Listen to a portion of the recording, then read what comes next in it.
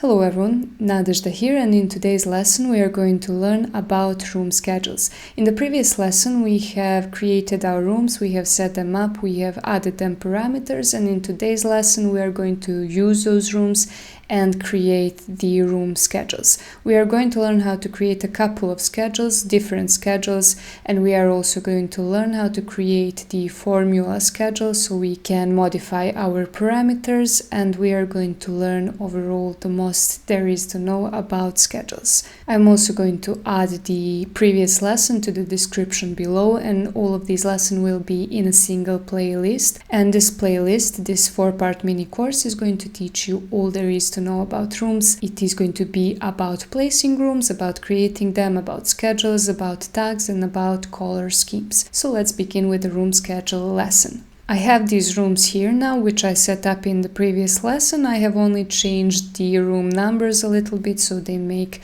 more sense to me. And once I have set up all the rooms, I go to the schedule folder and I do the right click. This is how you basically create all of the schedules, not just room ones, but generally the schedules of all of the elements. And this lesson is meant to teach you a lot about schedules, because once you learn about these room schedules, you're basically going to be ready to work on all other schedules. So let's begin by creating new schedule, and then I'm going to choose the room schedules. Here basically you have to choose the category of your elements in order for this schedule to work. So we choose rooms here and we give it the name. Let's say, for example, room schedules net area. And once we are done, we click OK. Here we choose which of the parameters we want to have, and let's for now go with level. Let's say number, name, let's have wall finish, base finish, ceiling finish. We are also going to need area.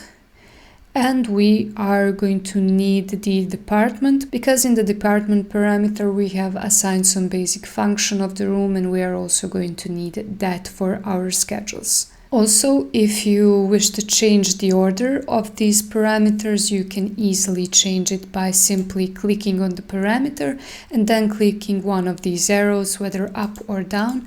And I'm just going to click area to come after the name. This will assign the orders of the parameters, and once you're done, you click OK. And now we have all of these rooms lumped together. They are not ordered in any sort of order or sorting, and we're going to do that now. But before that, I am going to go through with you about some basics of the room schedules.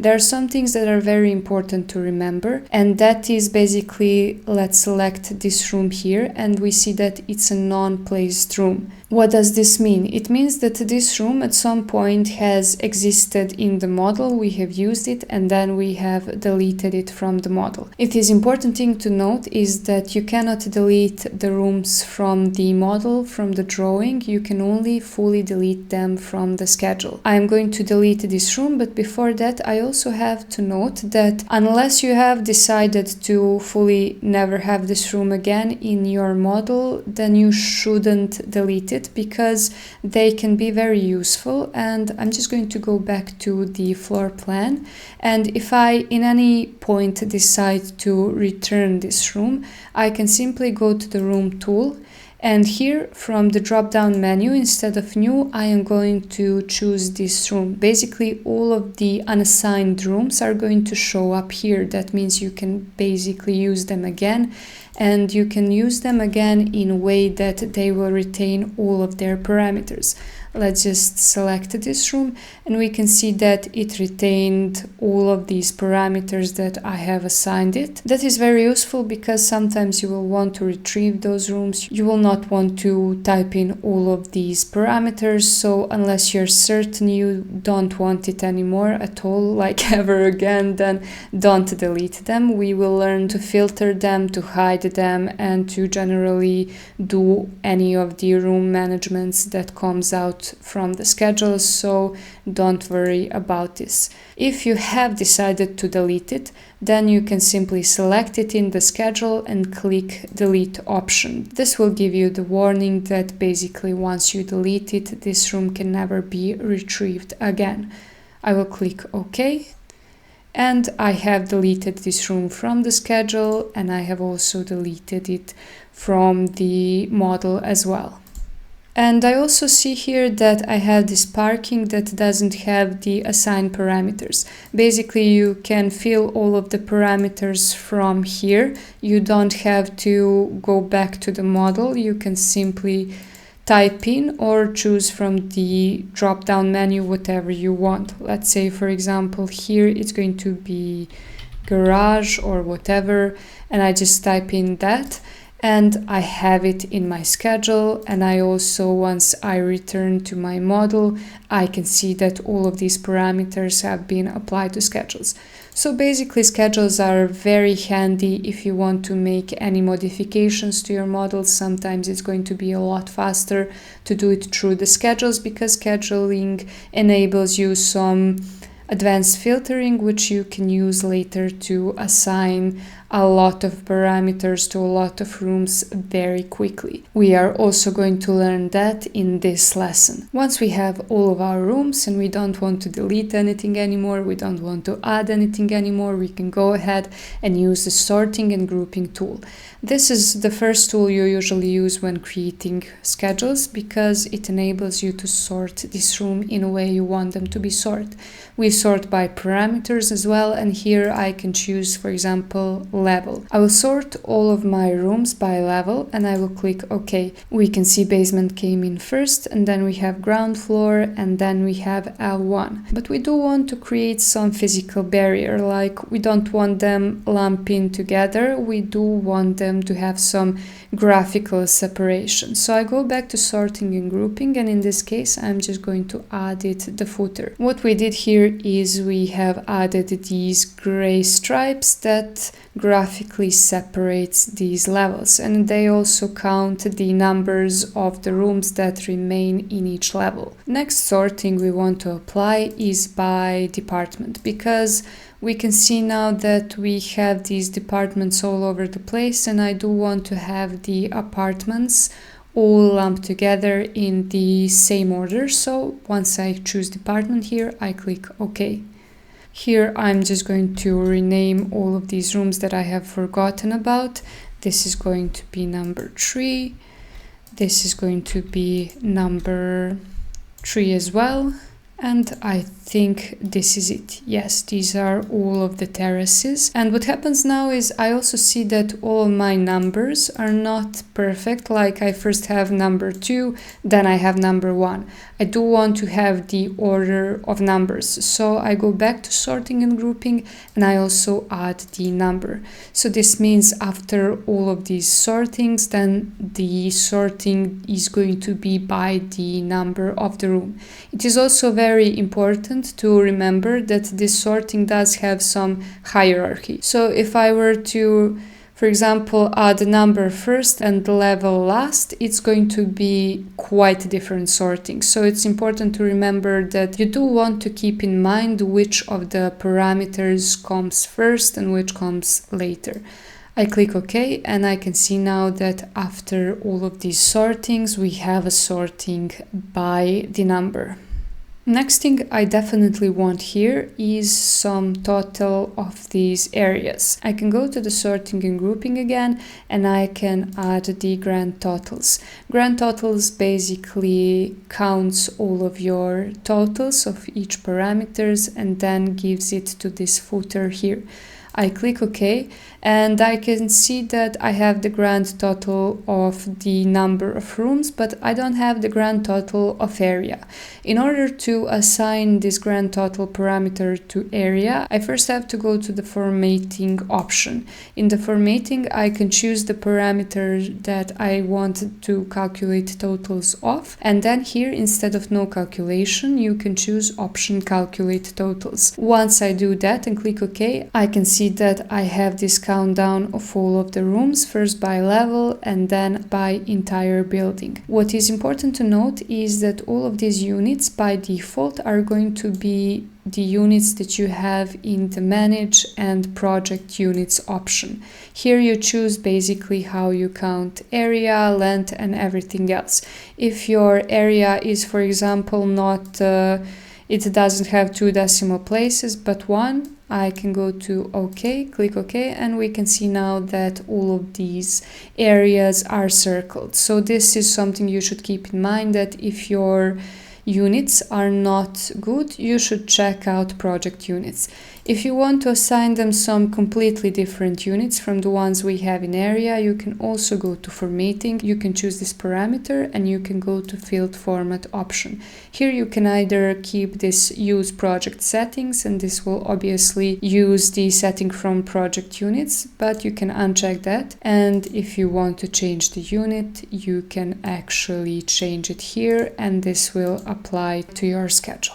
I would just go back, and you can do this for all of these numerical parameters. You can change them, these default units, and you can update them however you want. Of course, if you're not satisfied with the graphical settings of these schedules, you can go to the appearance option. You can change the appearance of grid lines and choose some other lines. You can stripe rows, and you can also choose whether you want to show titles and headers. Here in this final option, you have the font of the text, and you can choose title text, header text, body text, and you can basically assign them any font you want. If you don't have the required font, you have to make it by going to the text tool and then going to edit type, duplicate, and let's say, for example, 2 millimeters Arial narrow. Click OK, and then choose that font. I will simply find the Arial narrow and then assign it the height, and then choose whether I want it to be bold, italic or underline. I can also change the color here if I want, and I can also choose whether I want it to be opaque or transparent. Once I've done that, I click OK, and I can choose that font from my appearance settings.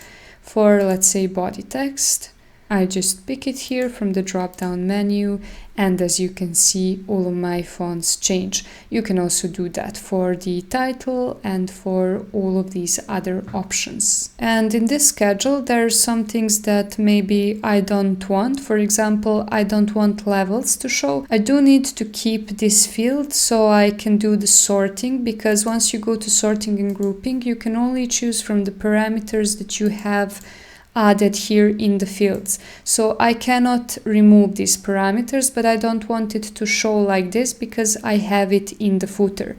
In order to hide the parameters, I can go to formatting, and in the formatting I will choose the parameter that I do not want, and here I can check the hidden field option. I click OK, and now my level is hidden, but it is still used to sort these other parameters. And now my schedule is done and I can apply it to my sheet. I will go to, for example, ground floor sheet, and I will simply find my schedule and then simply pull it to this side of the sheet. And this is what it looks like. It looks good, but it's a little bit wider and I don't have this much space on my sheet. So that means I have to make all of these columns a little bit less wide. So what I do in that case is I can see these triangles between those columns, and I simply pull these triangles. Now when choosing the right width of your column, what you have to keep in mind is that if you don't provide enough width to each column, what happens is that if the text cannot go to a single row, it becomes double row, and you can see that this row has become a lot higher. I try to avoid that because I don't like how it graphically looks when I have different heights of the schedule. So I will add the width that is actually enough for my text to remain in a single row. This is an important thing to keep in mind because it also can spare you a lot of space. I will also just pull the rest of these parameters just so I don't get the double row.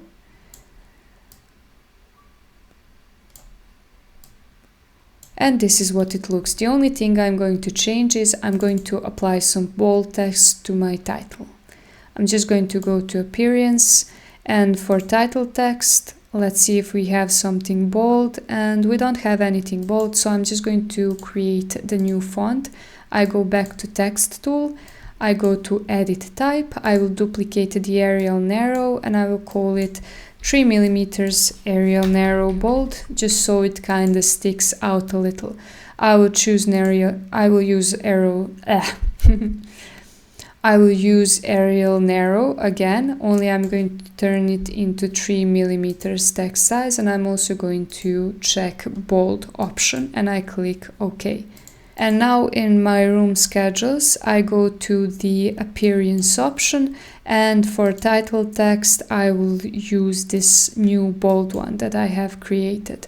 And now this looks a lot better. You can basically play around with these graphics, they can look very nice. And another thing you have to keep in mind with these schedules is when you have some big project, you basically sometimes have to divide these schedules into several parts. You do that by selecting a schedule and then find this little symbol that says split schedule table.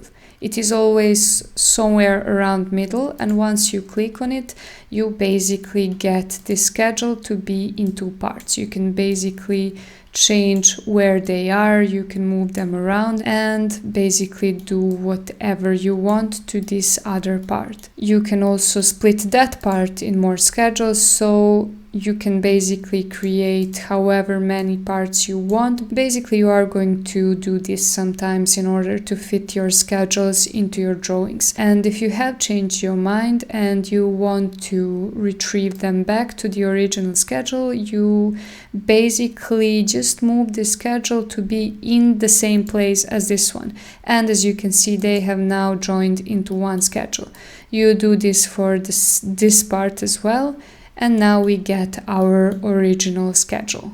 Another important part about schedules, generally schedules, not just room schedules, but every schedule, is that you can also add the parameters that are actually a formula. In my country, we have this law that says that area must be reduced by 3% for plaster. And in order to do that, we go back to fields, and now we can create one parameter that is actually going to be formula.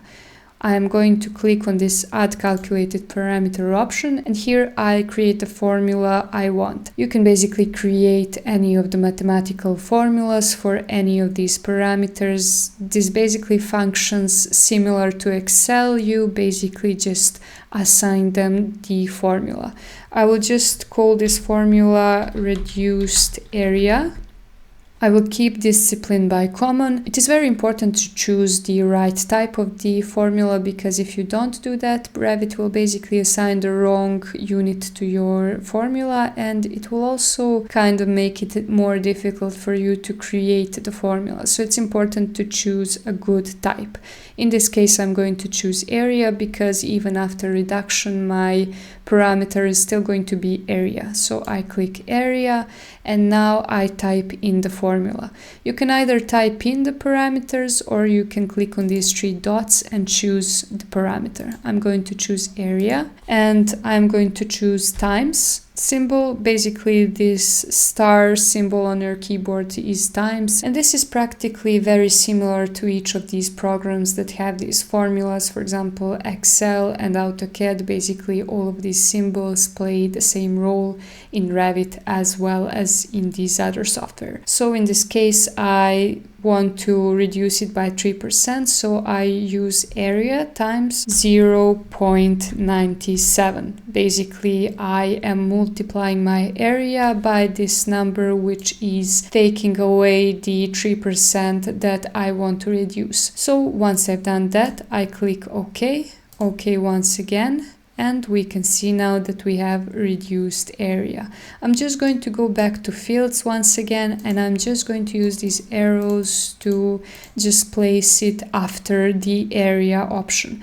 I click OK, And now we can see that all of these areas are reduced by 3%. This option is very handy and you are going to be using it for all kinds of schedules, not just room schedules, but also the quantities of the materials and everything similar. And we have basically created this main schedule.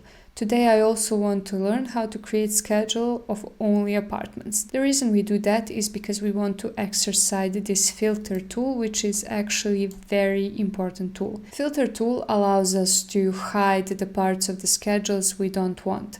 So I'm just going to go to cancel here and I am going to duplicate this schedule so I can keep this one. I do duplicate and I'm just going to call this one only apartment schedules. Oh, okay.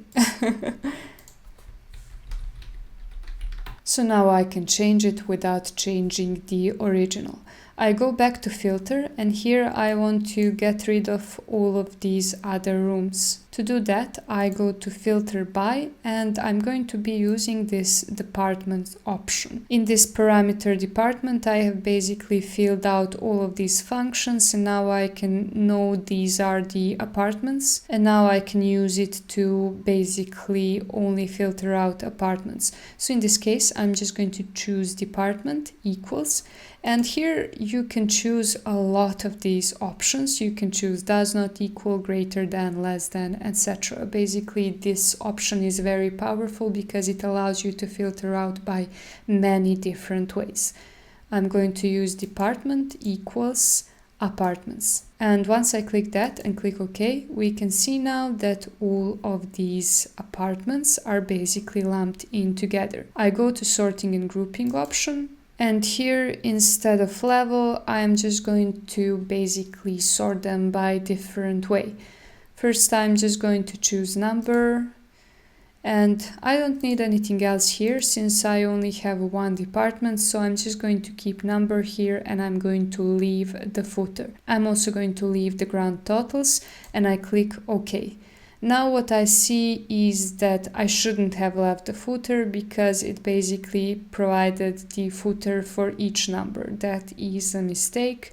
So I go back to sorting and grouping and I uncheck the footer. I only need grand totals and itemize every instance, which I'm going to return to very soon. And now we only have the sorting of the apartments, but I also have to somehow separate different apartments. I can see in my plan that I have 3 different apartments and basically that means I have to assign them some parameter that will define which apartment they are. So I select all of these elements, I go to filter in order to just select rooms. And here in some of the remaining parameter, for example, occupancy, I will just add apartment 01. I will do that for each of these apartments. I select everything. By filter, I choose rooms. And occupancy will be apartment 02.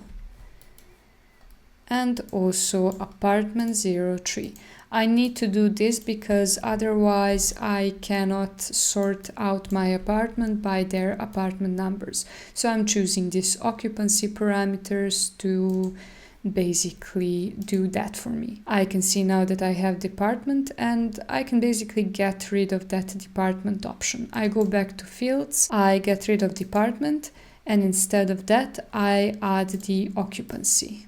And now back to sorting and grouping, I will add first the option of occupancy and I will also add the footer. That means that basically all of my apartments will be separated by occupancy. After that, I will add number just so it can basically order them by number. I click OK.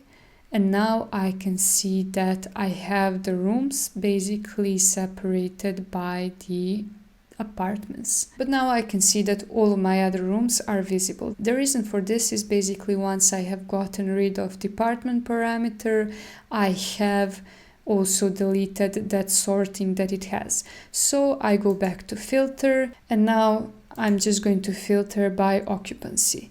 I choose occupancy and instead of equals, I'm now going to choose contains. This means that basically I do not wish to filter them by the exact apartment name, but I want them to be filtered by the word apartment.